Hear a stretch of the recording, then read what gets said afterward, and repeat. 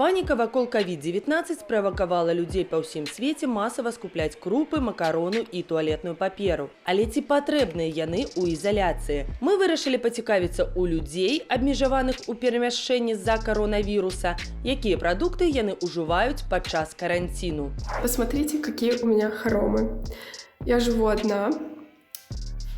Вот такой вот у меня вид за окном на природу. Посмотрите на размеры моей ванной. Это ли не замечательно? Гэта відэа нам даслала беларуска, якая чакала выніку тэсту на коронавірус і заставалася ў інфекцыйнай бальніцы ў адным з райцэнтраў. Са словаў дзяўчыны, кормілі ажно 5 разоў на дзень. Единственный минус, что нету воды питьевой, но есть возможность передать что-нибудь, поэтому мне передают тут такое окошечко, за нами могут подсматривать. Вот, в принципе, неплохо, просто что психологически как бы немножечко тяжеловато. На сувязі праз скайп з намі Міша. Ён жыве ў Польшчы, пераехаў туды з Украіны. Распавядае, што падчас коронавіруса працуе з кватэры. Працадаўца дзеля гэтых мэтаў нават прывёз яму камп'ютар. На вуліцу хлопец выходзіць толькі для таго, каб набыць прадукты. Вот мои макароны. А вот, кстати, большая упаковка курицы. Вот она. Как бы в бедронке всегда продается упаковка где-то 500 грамм, это почти килограмм. Скорее всего, это, я так понял, их привозят какие-то там очень-очень плохие времена. Тогда у нас всегда там была вода, там 2 литра, бутылка, да, сейчас нам привезли, и там стоят упаковки по 5-6 литров. Міша распавядае, што з 13 сакавіка не можа знайсці ў бліжэйшых крамах грэчкі. Астатнія прадукты ёсць. Хоць у першыя дні пасля таго, як у Польшчы быў абвешчаны каранцін, прылаўкі былі пустыя. Цяпер у крамах людзей мала, а ўсе неабходныя тавары разам з туалетнай паперай зноў з'явіліся. Я последний раз был в магазине 4 дня назад. Я купил себе мясо, макаронов, картошки, купил себе шоколадку, купил, яйца купил, хлеб купил. В основном покупаю побольше, чтобы не выходить в течение 5-6 дней из дома. А гэтае відэа нам даслалі з эстонскага гораду Йыхві. Там пасля ўвядзення надзвычайнага становішча з-за коронавіруса людзі таксама пабеглі ў крамы па прадукты. Праз некалькі дзён, як і ў Польшчы, усе тавары на прылаўкі вярнуліся. У нас не было здесь ничего, были пустые полки. Скупили всю гречку, крупы, сахар, соль, булочные изделия и так далее. Ну, спустя 1 день все завезли, и у нас снова вот. Голодным никто не останется. Эстонка Крысціна распавядае, што ў яе родным Йыхве пасля ўвядзення надзвычайнага становішча закрылі школы, забаўляльныя установы, гандлёвыя цэнтры. Працадаўца выправіў Крысціну ў адпачынак. Людзі сядзяць у хатах, але крамы працуюць, і эстонцам не забараняюць туды хадзіць. Таму сілкуецца яна тымі ж прадуктамі, што ела і да каранціну. Рыба красная, творог, масло, рыба, ну в основном такое все, соки, сыр, ничего такого, все остальное. Все есть. Основное все у меня, конечно, еще в заморозке. В заморозке больше всего, но у меня всегда так было. Найбольш папулярнымі таварамі падчас пандэміі коронавіруса сталі туалетная папера, грэчка ды іншыя крупы, медычныя маскі, сурвэткі ды антысептыкі. Але што з гэтага сапраўды неабходна падчас пандэміі? С медицинской точки зрения я прежде всего бы посоветовал все-таки покупать санитайзеры для обработки рук на основе алкоголя. Из продуктов питания нужно просто вести здоровый образ жизни и соблюдать здоровую диету. А вось медычныя маскі для здаровых людзей малаэфектыўныя. У Сусветнай арганізацыі аховы здароўя тлумачаць, іх трэба насіць у першую чаргу хворым на вірусныя інфекцыі людзям, каб спыніць далейшае распаўсюджванне вірусаў. Вирус передается через капельки при чихании и кашле от инфицированного человека. Поэтому пути входа инфекции – это и глаза в том числе, и слизистые носа и рта. Поэтому достаточно потрогать зараженную поверхность, потом, может быть, потрогать нос или глаза, и этого будет достаточно. Маска здесь не спасет. Вось кадры, знятыя ў менскай краме. На паліцах відаць, што нашыя людзі бралі крупы і некаторыя віды макаронаў, соль, прысмакі. Адсутнасць некаторых тавараў, ажыятажны дэфіцыт. Хутчэй за ўсё, неўзабаве крамы вырашаць гэтую праблему наступным чынам. Замовяць у пастаўнікоў большае, чым звычайна партыі самых папулярных падчас каронавіруса прадуктаў. Дарэчы, мы вырашылі запытацца ў беларусаў, калі б ім у бліжэйшы час забаранілі выходзіць з дому, што б яны набылі. Я уже купил гречку, ну, тушенку, наверное, куплю. Абсолютно ничего не купил. И не собираюсь покупать. Рыбу, хлеб, молоко. Ну, закупила бы продукты, то, что кушают. Хлеб, крупу, мясо, рыбу. У Сусветнай арганізацыі здароўя пакуль не называюць дакладнай даты заканчэння пандэміі. Масавыя захворванні могуць працягнуцца яшчэ ад некалькіх месяцаў да 2 гадоў. Але, як паказвае практыка, нават у краінах, дзе ўвялі надзвычайнае становішча, няма неабходнасці закупляцца пра запас. Крамы падчас эпідэміі працуюць. Калі ж вы ўсё-такі вырашылі набыць ежу на будучыню, не забывайце глядзець на тэрміны прыдатнасці. Яны ёсць і ў макароны, і ў крупаў. Іначай усё нез'едзенае давядзецца выкінуць. Деток робится все менее, нация зменшается, разбегается и усталёвывается пэўная раўнавага. Те люди, которые получили страховые выплаты, они, считайте, сами себе их выплатили. Стоимость среднего будет в районе 20 рублей, вот, большие по 35-37. Каб вырабляць прамысловыя тавары, існуюць заводы, фабрыкі, розныя там майстэрні. Тое, што потым з'ядуць, вырошчваецца і гадуецца на палях і на фермах. Людзей таксама збольшага робяць арганізавана і па законе. Спачатку ў сем'ях, потым у садзіках, школах, іншых навучальных і папраўчых установах. А таму пагаворым сёння пра шлюбную статыстыку ў рубрыцы «Шалёныя грошы». Вядома, што зарабляць найлепей на масавых працэсах. Стварэнне сем'яў адзін з такіх. Гэта велізарны рынак з вялікай колькасцю плацежаздольных удзельнікаў. Прыкіньце цяпер агульную колькасць удзельнікаў гэных больш-менш урачыстых працэсаў. Не менш за 1 мільён чалавек атрымаецца. Калі яны вып'юць па 100 грам гарэлкі, а выпіваюць значна болей, ды закусяць, чым Бог паслаў. А бензін і іншае паліва, а адзенне, а кветкі. Усё гэта афіцыйна, а часам і не зусім, забяспечваюць супрацоўнікі 147 ЗАГСаў, шафёры, музыкі, афіцыянты, кашавары, а зараз яшчэ нейкія наёмныя весельчакі. Перажыць усё гэта юнаму маладому чалавеку досыць цяжка, і таму, чым далей, тым болей жэняцца ў нашым краі людзі ўсё больш старэйшыя. Яны ўжо бачылі рознае, і таму вытрымліваюць, але не ўсе. Ды і выдаткі на вяселле не жартоўныя, таму і з'явіўся і ўмацаваўся звычай грошы збіраць, як па гарэльцам некалі. Тым не менш, рацыянальнасць паціху бярэ верх, і ўсё больш людзей адмаўляецца ад сумнеўных урачыстасцяў. Дарэчы, не толькі адносная беднасць таму прычына, але і трываласць шлюбаў. Гэтая трываласць нейкі непадуладны навуцы сакрэт. Але людзі зыходзяць не з навукі, а з практыкі. Залатых і срэбных вяселляў у 100 разоў меней за звычайныя. Па-першае, дажыць яшчэ трэба. Ну, а па-другое, тым часам не развесціся з-за якой-небудзь часовай і неістотнай прычыны. Бачыце? 33 тысячи пар летась знайшлі прычыны. Праўда, потым усе кажуць афіцыйна адно і тое, не сышліся характарамі.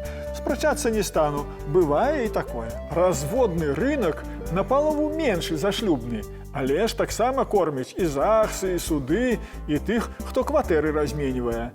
Палавіна ж шлюбаў развальваецца. Таму дзетак робіцца ўсё меней, нацыя зменшаецца, разбягаецца і усталёўваецца пэўная раўнавага. Бо пры той арганізацыі жыцця і працы, якую мы тут сабе завялі, краіна наша хутка больш за 6 мільёнаў чалавек і пракарміць не зможа. Так што поспехаў. Паўтара года таму мы распавядалі пра людзей, якія набылі жыллёвыя аблігацыі ў кампаніі «Тамбас». На той момант было вядома наступнае. Беларусы цалкам разлічыліся за свае квадратныя метры. Дырэктар кампаніі забудоўніка ў следчым ізалятары, а дом не будуецца. Людзі прадалі кватэры, узялі крэдыты і не атрымалі жытла. Мы сбрасывались всей семьей. То есть здесь деньги моих родителей, мои накопления, моей бабушки. И то этих денег не хватило, 50% стоимости я брала кредит в банке. 6 лет я плачу кредит, мне еще платить 14 лет.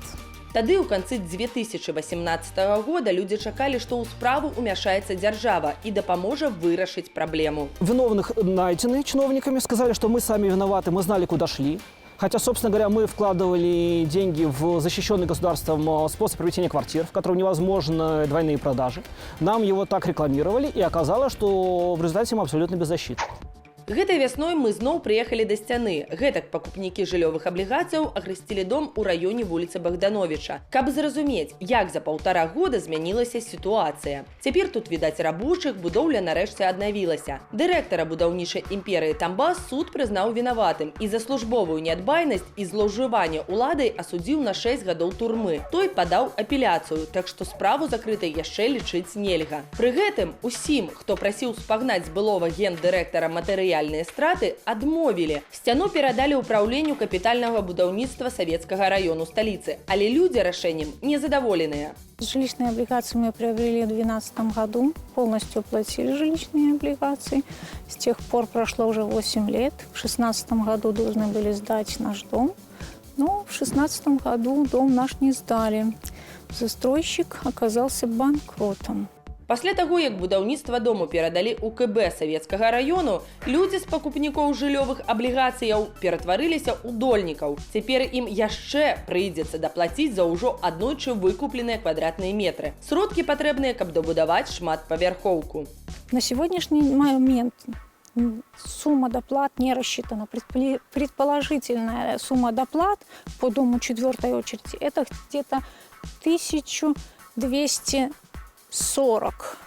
То бок мінімум $500 давядзецца аддаць за кожны ўжо набыты квадратны метр. Звычайныя жыллёвыя аблігацыі страхуюцца, таму частку грошай пакрые страхоўка, прыблізна 480 рублёў на квадрат.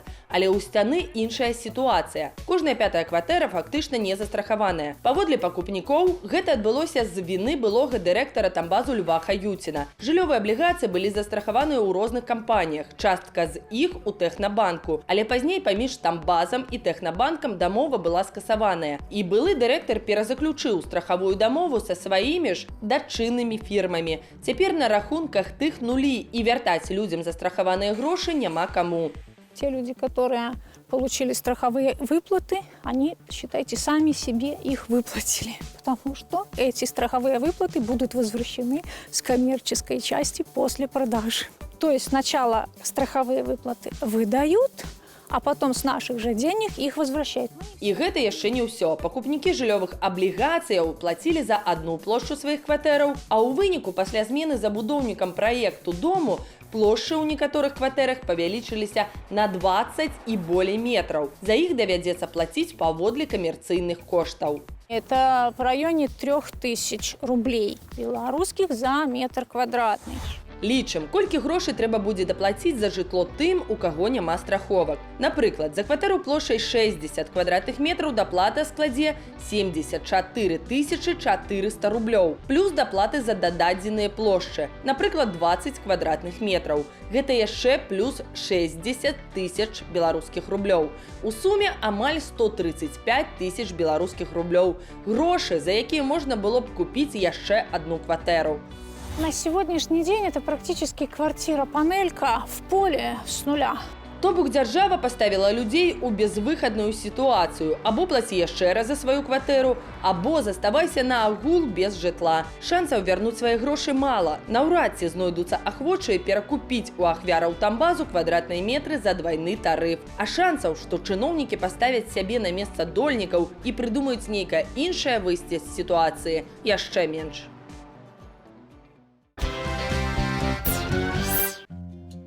Учора каталікі адсвяткавалі Вялікдзень, а ўжо 19 красавіка свята прыйдзе да праваслаўных. Мы вырашылі даведацца пра кошт кулічоў, колькі абыдзецца святочная здоба, калі згатаваць яе самастойна, а таксама ці сталі беларусы менш купляць перад святамі з-за пандэміі коронавіруса.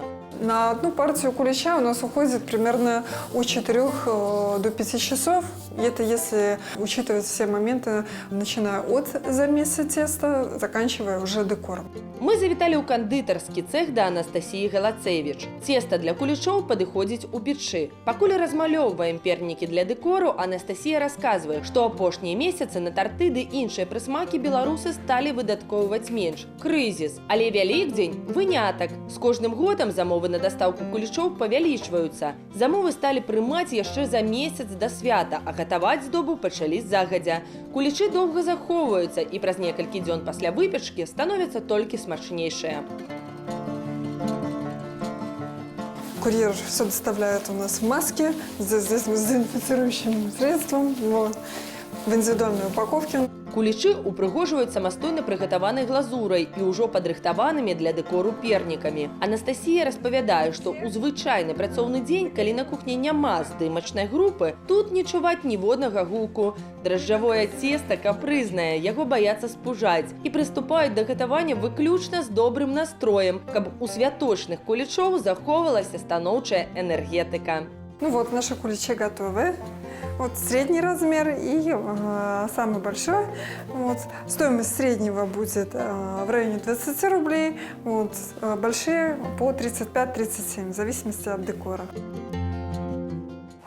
Для тых, хто не прывык замаўляць куліч іншым, а дае перавагу спечаным самастойна, выпраўляемся на камароўскі рынок выбіраць інгрэдыенты для велікоднай здобы. Самое главное в куличиках пасхальных – это у нас мука. Дрожжи есть специальные для сдобы. В качестве наполнителя можно использовать цукаты, либо шоколадные капли вместо изюма. Сверху можно еще посыпать миндальной стружкой, добавить ванилина.